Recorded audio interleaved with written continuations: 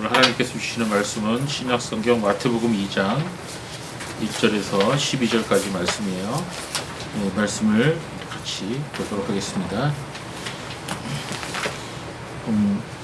교독하죠. 제가 먼저 읽겠습니다. 헤롯 왕 때에 예수께서 유다 베들레헴에 태어나시니 그때의 동방에서 박사들이 예루살렘에 이르러 하나님을 유대 왕으로 하신 분이 어디 계십니까? 우리가 동방에서 그분을 겨루고 그분께 넘어가왔습니다. 헤롯 왕은 이 말을 듣고 어찌할 바를 몰랐으며 온 예루살렘도 그와 함께 어찌할 바를 몰랐다. 왕이 백성의 대제사장들과 서기관들을 모두 모아놓고 그리스도가 어디서 태어나느냐 그들이 말하였다. 유다 베들레헴입니다. 선자를 통하여 이렇게 기록되어 있으니 또 너 유대 땅 베들레헴아 너는 유대 부지를 중 결코 가장 작지 않다. 내게서 한 통치자가 나올 것이니 그가 내 백성 이스라엘을 다스릴 것이기 때문이다라고 하였습니다. 그때 헤롯이 박사들을 은밀히 불러 별이 나타난 때를 자세히 묻고 그들을 베들레헴으로 보내가니 가서 그 아기에 관하여 정확히 알아보고 창고를 내게 알려주시오. 그러면 나도 가서 그분께 경배하겠소 하니 그들이 왕의 말을 듣고 떠났는데 마침 동방에서 본 그 별이 그들을 앞서 가다가 그 아기가 있는 그 위에 이르러 멈추었다. 그들은 그 별을 보고 아주 크게 기뻐하였다. 그들이 그 집에 들어가서 어머니 마리아와 함께 있는 그 아기를 보고 엎드려 아기께 경배하고 자신들의 보물함을 열어 황금과 유향과 모략을 그분께 예물로 드렸으며 그들은 꿈에 헤롯에게 돌아가지 말라는 지시를 받아 다른 길로 자기 나라에 돌아갔다. 아멘. 네, 오늘 본문은 마태복음 2장 1절은 헤롯 왕 때 예수께서 유다 베들레헴에서 태어나시니 이렇게 시작하고 있습니다. 자, 여기서 헤롯 왕은 헤롯 대왕을 가리킵니다. 사복음서와 사도행전에는 헤롯 왕들이 아주 많이 나오는데요. 그런데 그 헤롯 왕들이 다 같은 헤롯이 아닙니다. 오늘 본문에 나오는 이 헤롯 왕은 신약성경에 등장하는 모든 헤롯 왕들의 아버지요 또는 할아버지 그리고 증조 할아버지로서 다른 헤롯 왕들과 구별하기 위해서 헤롯 대왕이라고 부릅니다. 즉 2장 1절의 헤롯 왕은 헤롯 가문의 시조라고 할 수 있는 그런 인물인 것입니다. 마태복음 2장 22절에 헤롯 아켈러라고 하는 사람이 나오고요. 마태복음 14장 1절에 헤롯 안티파스라는 사람이 나옵니다. 이 사람이 세례 요한의 목을 벤 사람입니다. 그리고 헤롯 빌립 1세와 2세, 또 헤롯 아그리파 1세와 2세 이렇게 신약 성경에는 이 헤롯 가문에 많은 사람들이 등장하고 있습니다. 그런데 그 헤롯들이 다 예수님과 교회를 핍박했고 성도들을 죽이는 일을 했던 것입니다. 자, 우리가 이 헤롯 가문에 대해서는 오늘 오후 성경 공부 시간에 조금 더 자세히 살펴보게 됩니다. 예수님께서는 바로 이 헤롯 왕 때 유다 베들레헴에서 태어나셨습니다. 여기서 유다 베들레헴이라고 한 이유는 스불론이라고 하는 땅에도 베들레헴이 있었기 때문입니다. 그래서 그것과 구별하기 위해 유다 베들레헴이다 이렇게 말하고 있습니다. 구약에서는 베들레헴을 다른 이름으로 불렀는데 바로 에브라치라고 하는 이름 또는 에브라다라는 이름으로 베들레헴을 불렀습니다. 그래서 구약의 미가 선지자에 보면 미가 선지자가 너 베들레헴 에브라다야 이렇게 불렀던 것입니다. 자, 여러분이 알고 있는 것처럼 이 베들레헴은 다윗의 고향입니다. 그리고 그 뜻이 빵집이라는 뜻을 갖고 있습니다. 헤롯 왕 때 예수께서 유다 베들레헴에서 태어나시니 성경은 이렇게 육하 원칙에 의해서 아주 충실하게 보도하고 있습니다. 성경의 모든 사건들이 역사적인 사실이기 때문에 그렇게 보도하고 있는 것입니다. 자, 그 다음에 이어지는 1절 말씀은 그때 동방에서 박사들이 예루살렘에 이르러 이렇게 말씀하고 있습니다. 자, 본문에는 그때 이렇게 시작하고 있지만 자, 헬라어 문장에는 이도우라는 단어로 시작됩니다. 이 이도우라고 하는 단어의 의미는 볼지어다라는 뜻이에요. 보라 이런 뜻이에요. 그래서 마태복음 2장 1절을 직역을 해본다면 다음과 같습니다. 헤롯 때 예수께서 유다 베들레헴에 태어나시니 볼지어다 동방에서 박사들이 예루살렘에 이르렀다. 이렇게 번역될 수가 있는 것입니다. 자, 오늘 본문 1절은 동방으로부터 박사들이 왔다 이렇게 증거하고 있습니다. 자, 우리가 크리스마스 때 연극을 하거나 드라마를 우리가 보게 됩니다. 카드에 빠지지 않고 등장하는 캐릭터 중 하나가 바로 이 동방 박사들인데요. 우리는 보통 동방 박사들이 누가복음 2장에 나오는 베들레헴의 마국간에 찾아온 것으로 생각하기 쉽습니다. 그런데 이 동방 박사들의 방문은 사실은 예수님께서 탄생하신 후에 적어도 40일이 지난 후에 찾아온 그런 지난 사건인 것입니다.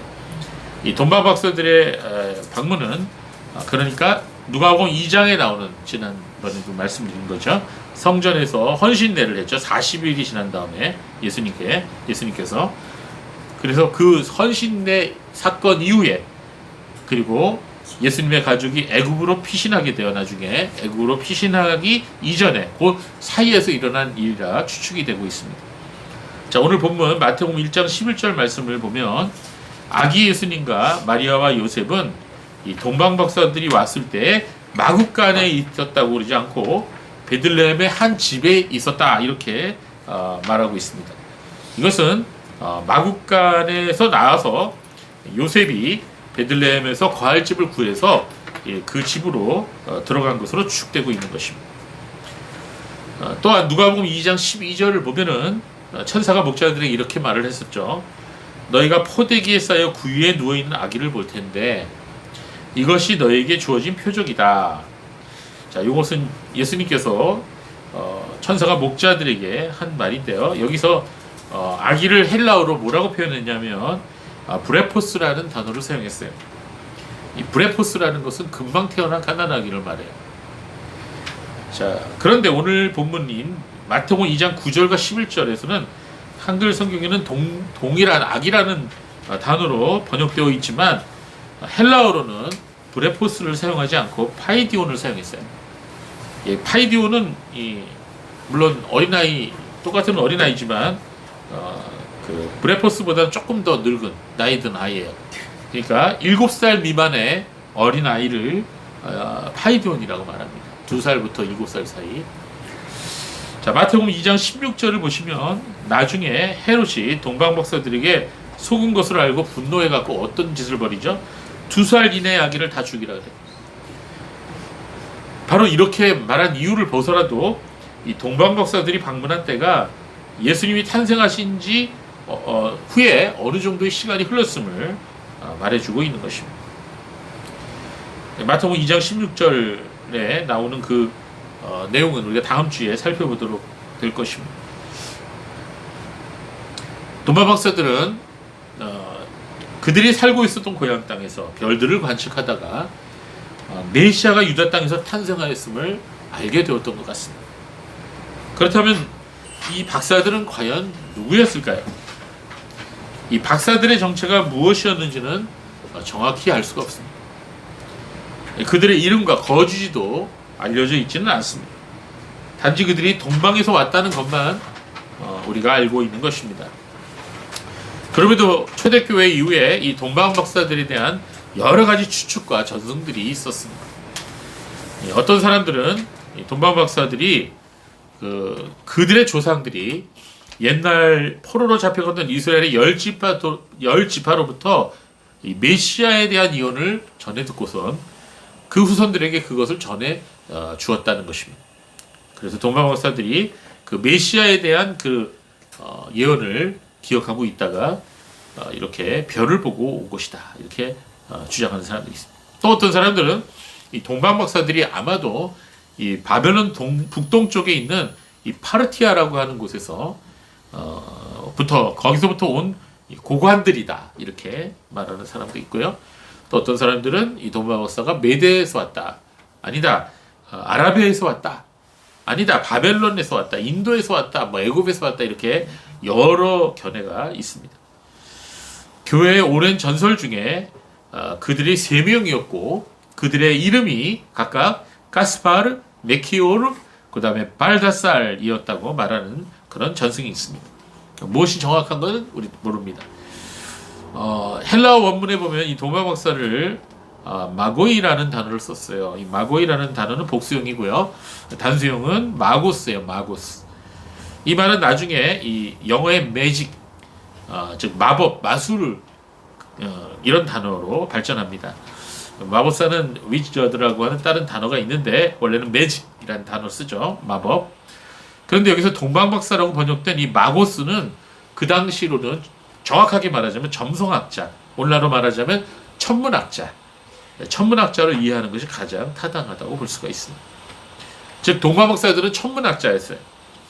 별을 관측하다가 이상한 별을 보고 저것이 메시아의 별이구나 라는 걸 깨닫게 되고 그 별의 인도에 따라서 예루살렘에까지 오게 된 것입니다.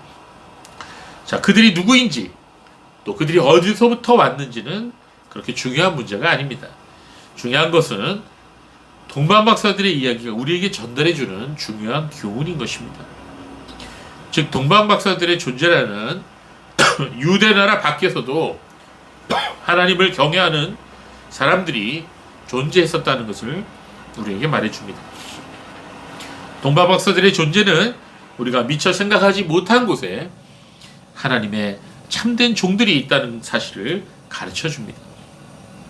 우리가 알지 못하는 숨겨진 하나님의 종들이 많이 있다는 것입니다. 구약에서도 우리는 멜기세덱이나 이드로, 욥 이와 같은 유대인이 아니었으나 하나님을 경외하는 사람들의 존재를 우리가 발견하게 됩니다. 우리는 그들의 내력에 대해서 잘 알지 못합니다. 그럼에도 그들의 이름은 생명책에 기록되었고 그리스도께서 다시 오실 때 그들이 예수님과 함께 있는 것을 우리는 보게 될 것입니다. 하나님께서 하시는 일들을 우리가 다 알고 있다는 그런 착각에 빠져서는 안 됩니다. 그래서 우리가 신학을 하든지 교리를 공부하든지 성경을 공부하든지 항상 우리는 겸손해야 돼요. 내가 알고 있는 것이 다가 아니기 때문입니다. 우리는 아직 하나님께서 성경을 통해서 우리에게 알려주신 것만 알고 있을 뿐이고 그것은 하나님의 놀라운 능력과 사역에 대해서 지극히 일부분만을 알고 있는 것일 뿐임을 항상 잊어서는 안 되는 것입니다. 자, 2절을 봅시다. 2절을 보면 우리가 동방에서 그분의 별을 보고 그분께 경배하러 왔습니다. 이렇게 말했습니다. 이 동방박사들이 별을 보고 따라왔다고 말하고 있습니다. 성경에서 하나님에 대해서 별로 종종 묘사한 적이 있어요. 그래서 민수기 24장 17절에 보면 이 발람이라고 하는 예언자가 이 예언자는 이제 좋은 예언자가 아니죠. 그럼에도 불구하고 그가 예언을 했어요. 이스라엘에 대해서 예언을 하는 중에 야곱에서 나오는 한 별이라고 하는 그런 말을 한 적이 있습니다. 한번 읽어볼까요? 민수기 24장 17절 제가 나눠드렸죠. 시작. 내가 그를 보나 지금 있을 일이 아니며 그를 바라보나 가까운 일이 아니다. 한 별이 야곱에게서 나오고 한 홀이 이스라엘에게서 일어날 것이다. 그가 모압의 변방들을 쳐부수고 셋 자손들을 모두 멸망시킬 것이다.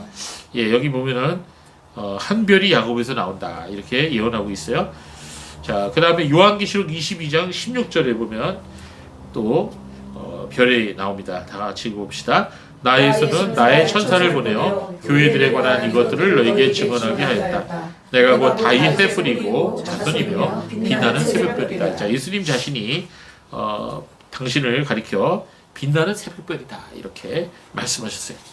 자, 이처럼 성경에는 하나님께서 당신 자신을 말씀하실 때 이 별에 비유한 그런 경우가 종종 있었습니다. 그렇다면 이 동방박사들이 보았던 별은 과연 무엇이었을까요? 고대 교부 중에 크리소스톰이라는 분이 있어요. 이 크리소스톰은 이 동방박사들이 본 별은 그 당시에 하나님께서 하늘의 이적을 현상을 베푸셔서 그것이 하늘에 나타난 것이다. 그러니까 별이라기보다는 이적이다. 하나님의 이적이다. 이렇게 생각을 했습니다. 케플러의 법칙 아시죠, 여러분? 케플러의 법칙으로 유명한 요하네스 케플러라고 하는 사람은 1605년에 이런 주장을 했어요. 주전 5년에 그러니까 로마 기원으로 보면 747년에 이 목성과 토성이 이 어성자 그러니까 물고기 자리에서 서로 만났다고 주장했습니다. 그리고 바로 그것이 동방박사들이 본 별이다 이렇게 말했어요. 그리고 이런 현상은 800년에 한 번씩 일어나는 일이다라고 주장을 했습니다. 자, 어떤 사람은 이때 지구를 지나가던 혜성이 있었다. 그리고 그 혜성을 동방박사들이 본 것이다. 이렇게 말을 했습니다. 여러 가지 설이 있지만 그 어떠한 것도 성경에 나와 있는 이 별을 정확하게 해석해 주고 있지는 못합니다. 다시 2절을 보십시오. 말하기를 유대인의 왕으로 태어나신 분이 어디 계십니까? 우리가 동방에서 그분의 별을 보고 그분께 경배하러 왔습니다. 하니, 자, 박사들이 처음에 간 곳은 어디였습니까? 예루살렘의 왕궁이었어요. 헤롯이 살고 있는 왕궁이었습니다. 자, 그리들이 예루살렘에 헤롯 왕이 있는 궁궐로 간 이유가 왕으로 태어나신 이가 당연히 왕궁에 있을 것이라고 생각했기 때문이죠. 그래서 헤롯 왕에게 가서는 유대인의 왕으로 태어나신 분이 어디 계십니까? 이렇게 물었던 것입니다. 그래서 헤롯 왕에게 그렇게 물었던 것이죠. 자, 유대인의 왕이란 표현은 단순히 유대인들의 왕을 의미하는 것이 아니라 유대에서 탄생하신 메시아를 의미하는 것입니다. 즉 메시아는 유대에서 탄생하시고 그로 말미암아 온 세상이 복을 받게 된다는 것을 이 도마 박사들도 알고 있었던 것이죠. 자, 3절을 다시 보겠습니다. 헤롯 왕은 이 말을 듣고 어찌할 바를 몰랐으며 온 예루살렘도 그와 함께 어찌할 바를 몰랐다. 자, 유대인의 왕으로 태어나신 분이 어디 계십니까? 자, 박사들이 찾아와서 이렇게 물었을 때 헤롯 왕은 무척이나 당황했다고 말씀하고 있어요. 헤롯 왕뿐 아니라 헤롯 왕 주위에 있는 모든 사람들, 즉 예루살렘 전체에 한바탕 소동이 벌어졌다고 말씀하고 있습니다. 왕이 태어나셨대. 뭐라고? 이렇게 하면서 사람들이 뒤숭숭했어요. 그런데 이 헤롯 왕이 소동을 하고 놀란 것은 이유가 있었기 때문입니다. 헤롯은 이 다윗의 계보를 따른 정당한 왕이 아니었어요. 예. 그랬기 때문에 항상 왕권에 대한 불안감이 있었습니다. 사실 그는 야곱의 후손이 아니었고요. 이두메 사람이었어요. 이두메 사람. 마가복음 3장 8절에 보면 이두메라고 하는 지명이 나오는데 이 이두메라는 말은 그 뜻이 붉다라는 뜻이에요. 즉 에돔에 속한 그런 뜻이에요. 즉 이두메는 히브리어 에돔을 헬라어로 부른 것이에요. 그러니까 그 예수님 시대에는 에돔을 이두메라고 불렀어요. 헤롯 왕은 정통 유대인이 아니라 바로 에서의 후손인 에돔 사람이었던 것입니다. 그는 주전 37년부터 4년까지 로마 제국을 등에 업고 왕이 되어서 팔레스타인을 다스렸습니다. 이런 사실 때문에 대부분의 유대인들은 그를 미워했어요. 그가 유대를 위해 많은 일을 했음에도 불구하고 그를 왕으로 진심으로 받아들여지 않았습니다. 만일 누구든지 정당한 왕이 태어난다면 헤롯의 위기가 처하게 되었던 것입니다. 그렇기 때문에 헤롯 왕은 유대의 왕이 태어나신다는 말을 듣고 굉장히 당황했던 것입니다. 자신의 왕위를 빼앗길까봐 두려워했던 것입니다. 이스라엘의 역사가 요세푸스라는 분이 있었는데 이 요세푸스에 따르면 이때 헤롯의 나이는 70세였답니다. 조금 앞서서 그리고 어떤 일이 벌어졌냐면 헤롯의 일가가 왕위를 잃게 될 것이라고 어떤 바리새인들이 예언을 했다고 합니다. 그런 상황에서 웬 알지도 못하는 외국 사람들이 와서 유대인의 왕이 어디 계십니까? 라고 물었으니 헤롯이 놀란만도 합니다. 헤롯은 왕위를 빼앗길까봐 항상 노심초사했고 그 때문에 주위 사람들을 항상 의심했었습니다. 그 의구심 때문에 자신의 아내도 죽이고 친아들도 죽였던 것입니다. 그래서 이때 동방박사들의 말이 얼마나 큰 공포를 주었을지 우리가 상상할 수가 있는 것입니다. 4절을 보겠습니다. 왕이 백성의 대제사장들과 서기관들을 모아놓고 그리스도가 어디에 태어나겠느냐 물으니, 그래서 그는 유대인 학자들을 불러 모았어요. 그리고 그들에게 그리스도가 과연 어디서 나시겠느냐 이렇게 물었습니다. 매우 흥미롭게도 헤롯은 유대인의 왕으로 나신 이를 메시아이신 그리스도와 연관시켰다는 거예요. 예. 헤롯도 알았어요. 이번에 탄생한 왕이 탄생한다면 그는 메시아일 가능성이 있겠다. 왕이 불러모은 사람들 중에 첫 번째 부류가 누구죠? 대제사장들입니다. 자, 대제사장들 복수죠. 본래는 아론의 자손 중에서 한 사람만이 대제사장으로 임명되어 죽을 때까지 종신토록 대제사장으로 섬기는 것이. 그래서 대제사장은 본래 단수여야 됩니다. 근데 여기서 대제사장들이라고 복수로 부른 이유가 있어요. 예수님이 탄생하시던 그 시대에는 대제사장 한 명이 아니었어요. 은퇴한 대제사장과 그의 대리자, 그의 가족들 중에 권세자들까지 다 대제사장으로 불렀던 것입니다. 그리고 예수님 시대에는 실제로 대제사장이 2명이 있어요. 이것은 유대교의 타락상을 보여주는 것입니다. 두 번째 부류는 서기관들이에요. 이 서기관들은 모세의 율법 전문가들입니다. 예수님 시대 때는 뭐라고 불렀냐면 랍비라고 부르기도 했고 또 율법사라고 부르기도 했어요. 다 같은 뜻입니다. 자, 그렇다면 이 대제사장들과 서기관들, 자, 이들은 성경에 대해서 굉장히 박식하고 정통했죠. 그렇지만 성경의 말씀대로는 살지 않았어요. 그리고 하나님을 사랑하지도 않았던 것입니다. 그들은 기득권 세력이었어요. 그들에게는 막강한 권세와 영향력이 있었지만 그 모든 것들을 하나님의 영광을 위해서가 아니라 자신들의 부귀영화와 자리 유지를 위해서만 사용했어요. 서기관들과 바리새인들이 그리스도께서 베들레헴에 탄생하셨다는 것을 알게 되었다면 동방 박사들보다도 먼저 서둘러 베들레헴으로 갔어야 했죠. 동방 박사들은 이방인들이잖아요. 그러나 서기관과 대제사장들은 유대인이에요. 유대인들 중에서도 지도자들이에요. 그들이 그토록 기다리던 메시아가 왔다는데 먼저 베들레헴에 갔어야죠. 그러나 그들은 그렇게 하지 않았어요. 왜냐하면 메시아의 탄생은 그들의 관심거리가 아니었기 때문입니다.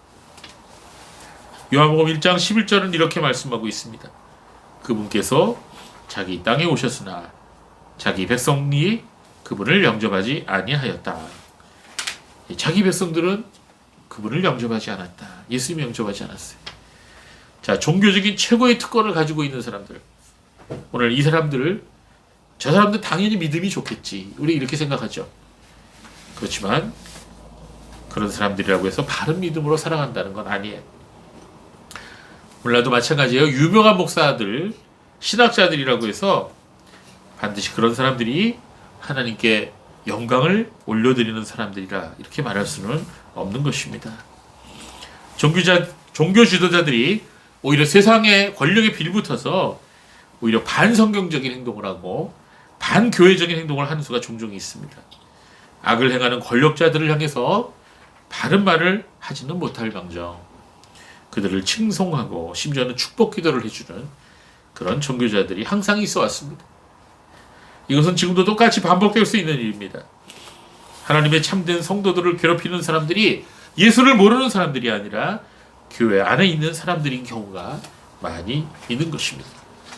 신실한 주님의 백성들을 가장 많이 핍박하는 사람들이 오히려 신학을 많이 알고 성경 지식이 탁월하고 교회에 오랫동안 교인으로 존재했던 사람들이 오히려 그런 경우가 허다했던 것입니다.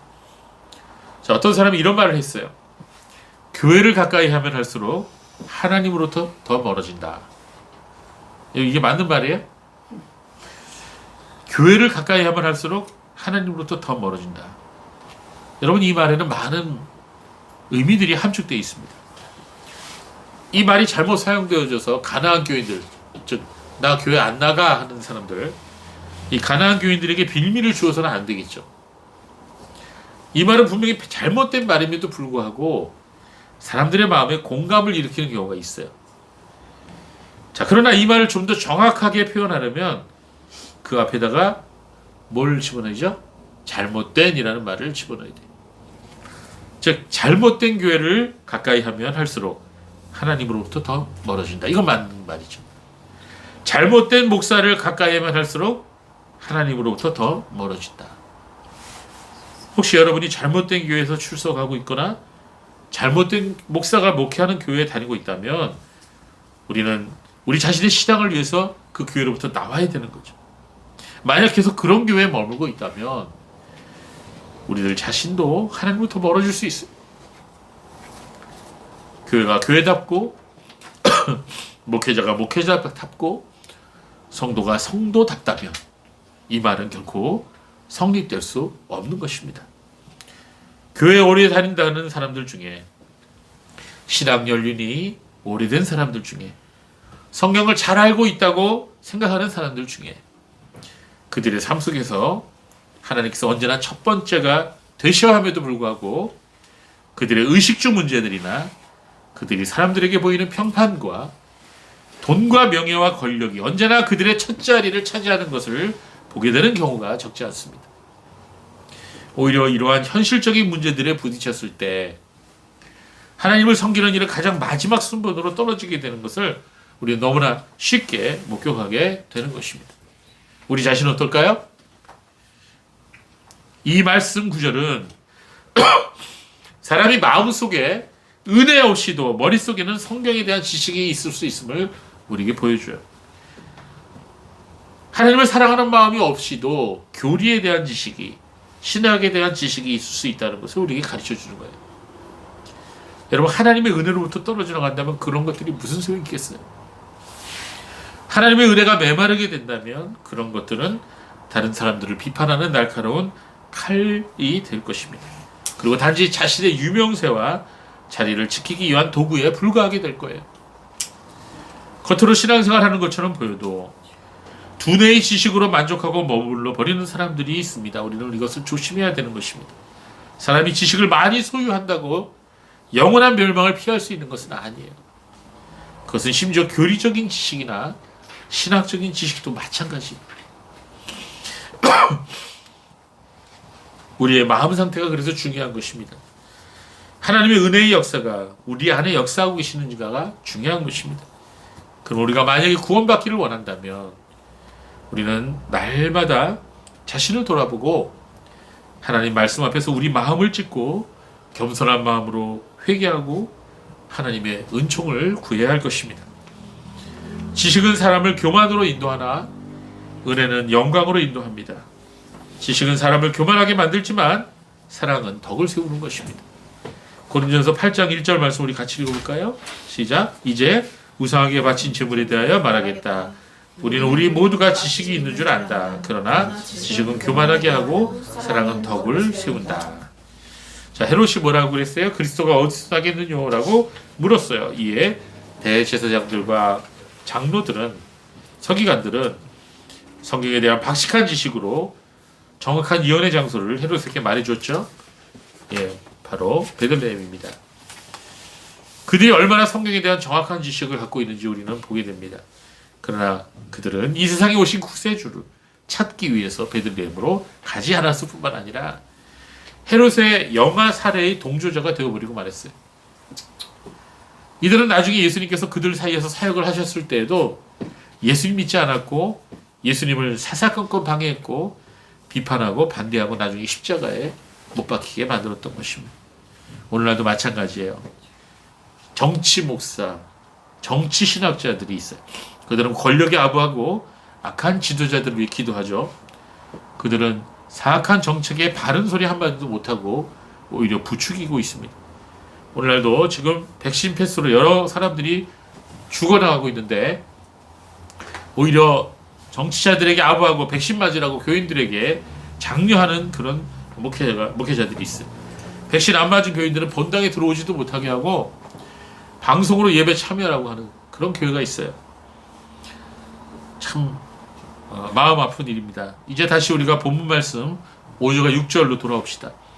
그들이 말하였다. 유다 베들레헴입니다. 선지자를 통하여 이렇게 기록되어 있으니 또 너 유다 땅 베들레헴아 너는 유대 통치자들 중 결코 작지 않다. 네게서 한 통치자가 나올 것이니 그가 내 백성 이스라엘을 다스릴 것이기 때문이다 라고 하였습니다. 자, 헤롯의 질문에 대한 대답은 너무나 분명했습니다. 이는 선지자 미가가 수세기 전에 이미 그 정확한 장소를 예언해 놨기 때문입니다. 미가서 5장 2절 말씀이에요. 같이 읽어볼까요? 시작. 그러나 너 베들레헴 에브라다야, 내가 유다 족속들 가운데 작을지라도 나를 위해 이스라엘을 다스릴 자가 내게서 나올 것이다. 그의 근원은 태고 쪽 영원부터이다. 미가 선지자는 일찍이 메시아께서 베들레헴에 태어나실 것임을 예언했던 것입니다. 그러면 성경에 정통했던 대제사장들과 서기관들은 헤롯 왕의 질문에 어렵지 않게 대답할 수 있었던 것입니다. 6절 말씀을 개역개정 성경으로 읽어보면 이 바른 성경에서는 그가 내 백성 이스라엘을 다스릴 것이기 때문이다 라고 번역되어 있죠. 그런데 개역개정에서는 내 백성 이스라엘의 목자가 되리라 이렇게 번역했어요. 자, 이것은 헬라어 단어 포이마네이 원형인 보이마이노라는 단어를 사용했는데 이 단어가 두 가지 의미를 다 갖고 있어요. 이 보이마이노라는 단어의 뜻은 목자가 되다라는 뜻도 있고요. 또 다스린다는 뜻도 있어요. 자, 구약에서는 여러 곳에서 하나님을 목자로 표현했어요. 시편 23편 1절에 여호와는 나의 목자시니 내게 부족함이 없으리로다. 너무 유명한 구절이죠. 이사야 40장 11절에는 주께서 목자처럼 자기 양떼를 돌보시니 자기 팔로 어린 양들을 모아 자기 가슴에 품으시며 젖먹이는 앙컵들을 조심스럽게 이끄실 것이다. 예, 아주 세심한 목자의 모습을 보여주고 있어요. 에스겔서 34장 1절에서 31절 굉장히 긴 문장인데 여기서도 하나님을 목자로 표현합니다. 그리고 요한복음 10장 11절에 보면 예수님은 자신을 뭐라고 표현했어요? 선한 목자다. 내가 곧 선한 목자이다. 선한 목자는 양들을 위하여 자기 목숨을 내어 놓는다. 자, 베드로 사도는 예수님을 영혼의 목자다, 목자장이다 이렇게 칭했습니다. 또 신약에서는 사도들과 장로들 그들이 목자의 직분을 받았다 이렇게 말해요. 그래서 이 목회를 뭐라 그래요? 목양이라고도 해요. 양을 치는 것이다. 이제 그래서 목자는 양떼를 인도하고 먹여주고 지켜주고 우리에 들어가서 쉬게 하는 일을 하죠. 이게 목자의 일이에요. 그런데 이리와 사자는 양을 죽이고 잡아먹죠. 요새 겉으로 보면 목자 같은데 사실은 양의 탈을 쓴 늑대들이 많이 있습니다. 자, 무엇을 보면 알 수 있죠? 그것은 그들의 열매를 보면 알 수 있어요. 그들의 마음을 보면 알 수 있어요. 양떼를 사랑하는 마음이 없이 목자가 되면 안 되는 것이요. 희생하는 자세 없이 사랑하는 마음 없이 목회를 하게 되면 그저 월급 받는 셀러리맨이라 다를 바가 없는 거죠. 그것은 한 국가도 마찬가지예요. 백성을 사랑하는 마음 없이 대통령이 되거나 왕이 되면 그 시대는 참 살아가기 어려운 시대가 되어버리고 마는 것이요. 왜냐하면 대통령이 도둑놈이 되고 통치자가 살인자이기 때문입니다. 악한 자들이 다스리게 되면 수많은 사람들이 고통을 당하고 죽어나가게 돼요. 헤롯 왕은 도적이요 무자비한 살인자였어요. 그것도 연쇄살인마였습니다. 수많은 사람들이 그의 야망 때문에 비참하게 죽어갔습니다. 이건 역사가 증명해요. 악한 통치자가 있으면 사람들이 고통받습니다. 오늘 본문 5절과 6절을 보면 대제사장들과 서기관들이 미가서 5장 2절을 인용하여 그 말씀을 근거로 메시아의 탄생지를 베들레헴이라고 헤롯에게 말해주었어요. 그러나 저들은 지식적인 준비는 되어 있었지만 그러나 마음의 메시아를 모실 준비는 되어 있지 못했던 거죠. 7절과 8절을 보겠습니다.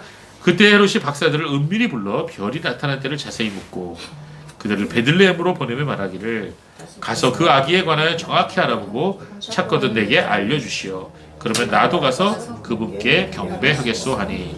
자, 대제사장들과 서기관들의 대답을 듣고서 헤롯은 박사들을 불렀습니다. 그리고 그들에게 별을 처음 본 때를 물었어요. 이것은 후에 헤롯이 이 어린 왕을 제거하려는 음모를 꾸미는데 결정적인 정보가 되었던 것입니다. 7절의 본문을 보면 은밀히 불렀다 그러죠. 은밀히 아기를 죽이려는 음모를 숨기기 위해서입니다. 그러나 인간들이 아무리 귀속말로 속삭여도 하나님 다 들으시죠. 헤롯은 박사들에게 그들이 돌아오거든 자기에게 유대인의 왕이 있는 것을 알려달라고 말합니다. 자기도 가서 그에게 경배하겠다고 말합니다. 그러나 그것은 거짓말이었죠. 여러분, 정치인들이 가장 거짓말을 많이 한다고 해요. 나중에 거짓말을 밥 먹듯이 하도 자주 해서 자기가 거짓말을 지금 하고 있는지도 모른대. 자기 자신을 속이는 거죠. 구절을 보십시오.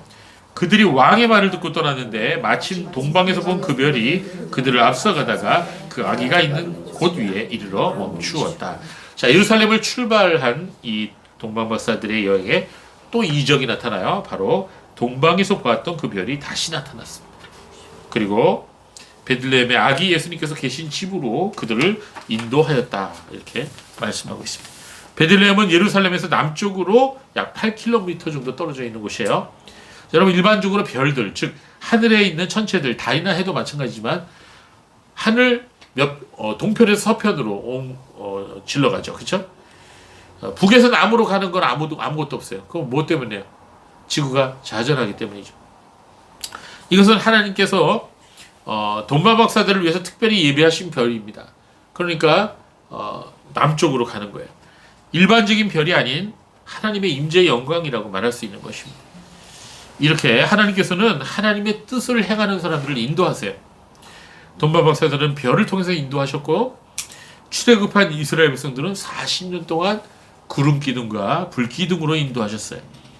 자, 오늘날 성도들의 삶은 무엇으로 인도하십니까? 말씀으로 인도하세요. 그래서 우리가 말씀을 매일매일 읽어야 되는 거예요. 시편 109편 105절에 보면 주의 말씀은 내 발의 등이요 내 길의 빛이니이다. 우리가 빛이 없이 불 없이 우리가 밤에 돌아다니면 잘못하면 빠지죠. 넘어지죠. 자, 제가 어느 날 저의 지난 삶을 돌이켜 보았습니다. 하나님 말씀을 따라서 결정하고 말씀을 따라서 살았을 때는 후회가 없었는데요. 내 자신의 욕심과 헛된 생각을 따라서 결정한 것에는, 그리고 그렇게 살아간 저의 길에는 반드시 후회가 있었어요. 예, 그렇기 때문에 여러분, 저는 여러분에게도 말씀드립니다. 물론 저 자신에게도 말합니다. 말씀을 따라가라고, 말씀을 따라가시라고, 말씀을 따라서 사시라고 말씀드립니다. 말씀이 여러분의 삶의 이정표가 되게 하시고, 말씀이 신호등이 되게 하시고, 말씀이 여러분의 인생의 좌우명이 되게 하시고, 여러분 가정의 가훈이 되게 하세요. 그렇다면 후회하지 않는 삶을 살게 될 거예요. 굉장히 중요한 얘기예요. 특별히 아직 젊으신 분들, 오늘 이 말씀을 가슴에 새겨 놓으십시오. 10절을 보십시오.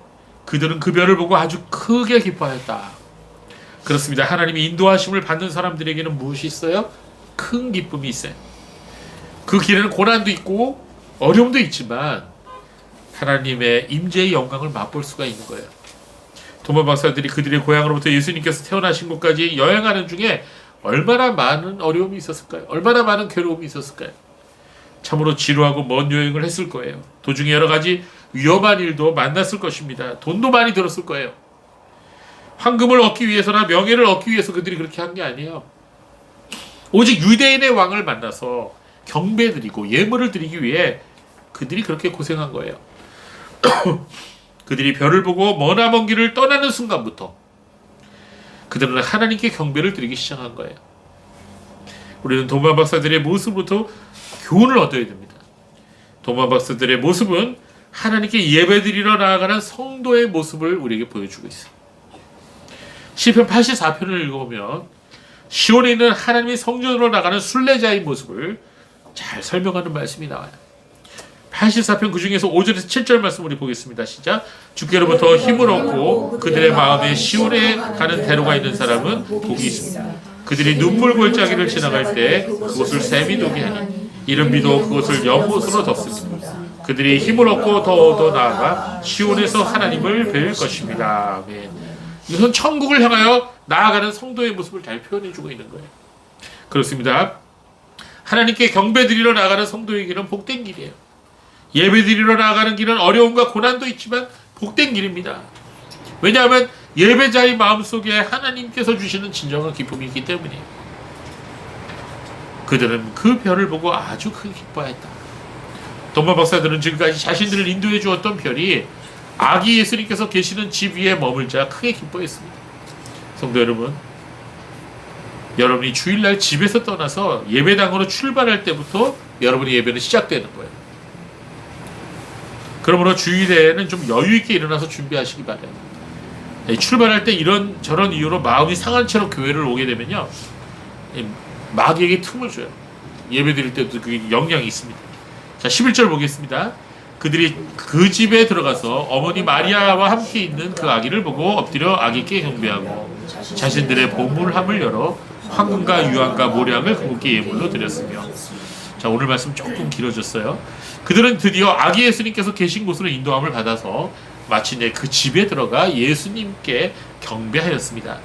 자, 어떻게 경배했어요? 아기를 보고 엎드려 경배했다 그랬어요. 자, 사람이 엎드린다는 것은 이거는 보통 일이 아니에요. 아무에게나 엎드릴 수 없는 거죠. 자, 하나님이신 바로 아기 예수님께 그들은 엎드려 경배했습니다. 우리의 신앙은 하나님께 경배할 때 최고의 절정의 순간이 되는 거예요. 우리의 삶의 목표가 무엇입니까? 바로 하나님을 믿고 그분께 나아가 경배드리기 위함이 아닙니까? 그렇습니다. 여기에서 바로 하나님의 자녀들과 세상의 자녀, 하나님의 자녀들과 마귀의 자녀들이 나뉘게 되는 거예요. 거기서 차이가 나는 거예요. 세상 사람들은 하나님이 아닌 것을 자기 앞에 놓고 그것을 섬기고 거기에 절해.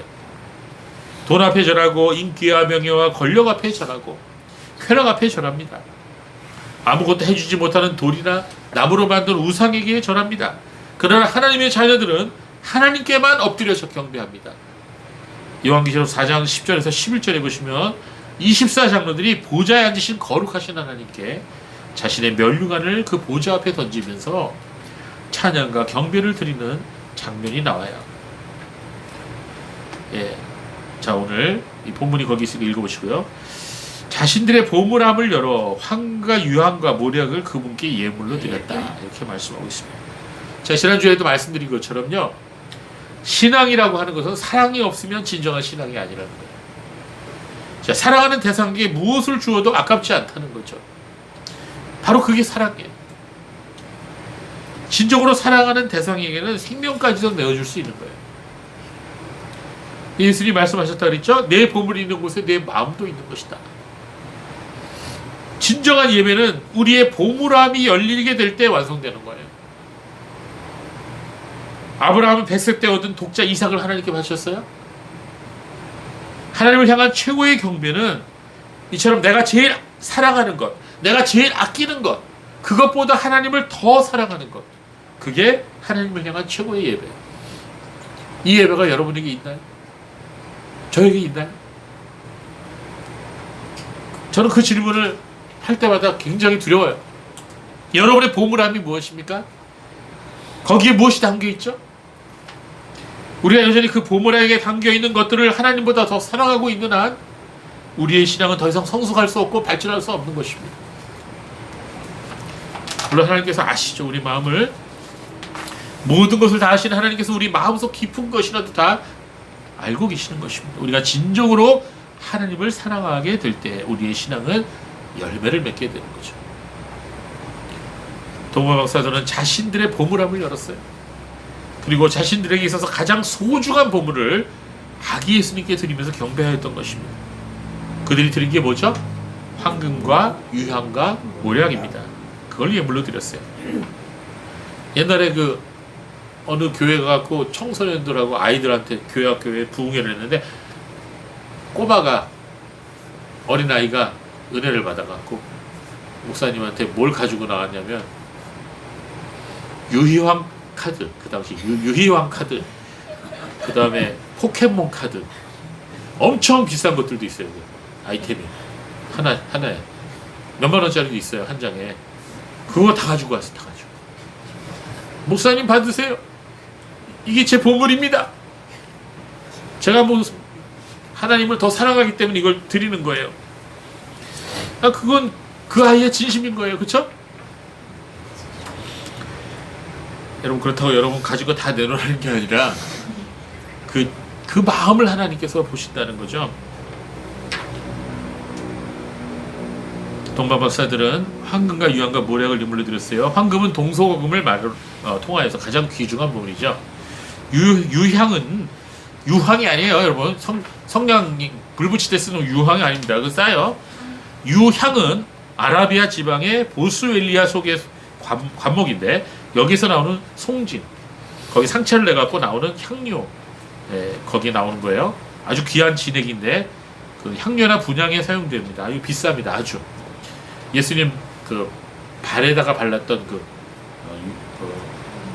오카베에서 나오는 그 향료도 마찬가지야. 모략은 아라비아와 에티오피아에 있는 감난나무과에 속하는 발삼나무에서 얻어진 진액이에요. 이건 약으로도 쓰이고 시체를 썩지 않게 하는, 또 시체에 냄새나지 않게 하는 데 쓰입니다. 이 도마 박사들이 예수님께 드린 예물들은 왕에게 합당한 예물이었고 또 예수님의 신분과 삶을 보여주고 있습니다. 그래서 이 황금은 예수님의 신성과 왕대심을 의미하고요. 유향은 예수님의 삶의 향기를 묘사해 줍니다. 또 예수님의 제사장 되심을 상징하기도 합니다. 몰약은 예수님의 희생과 죽음을 말해주고 있어요.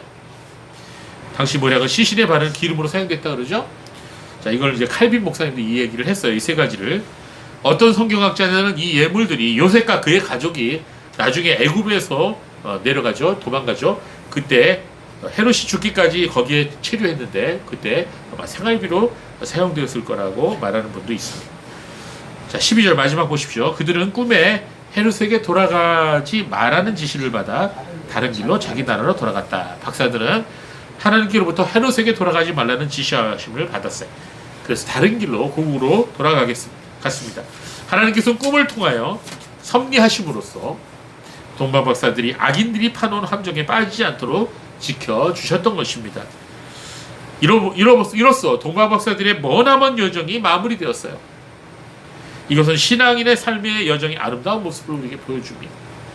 동방 박사들이 아기 예수님께 경배드리기 위해서 별을 따라서 온 그 길과 보물함을 열어 자신들의 최고의 보물을 드리며 엎드려 경배한 것과 그리고 다시 고향으로 돌아간 길 모두가 다 예배자의 길이요. 그 모든 것이 순례자의 길이었던 것입니다. 그래서 이 동방 박사의 이 모든 예배자의 길은, 순례자의 길은 바로 우리 성도들의 예배자의 모습을 우리에게 보여주는 것입니다. 하나님께서는 그들의 모든 여정을 통하여 경배받으셨고 그들의 마음의 경배를 무엇보다 기쁘게 받으셨던 것입니다. 또 이처럼 동방 박사들처럼 우리의 모든 삶을 하나님께 경배드리는 삶이 되기를 간절히 소망합니다. 기도하겠습니다. 하나님 아버지,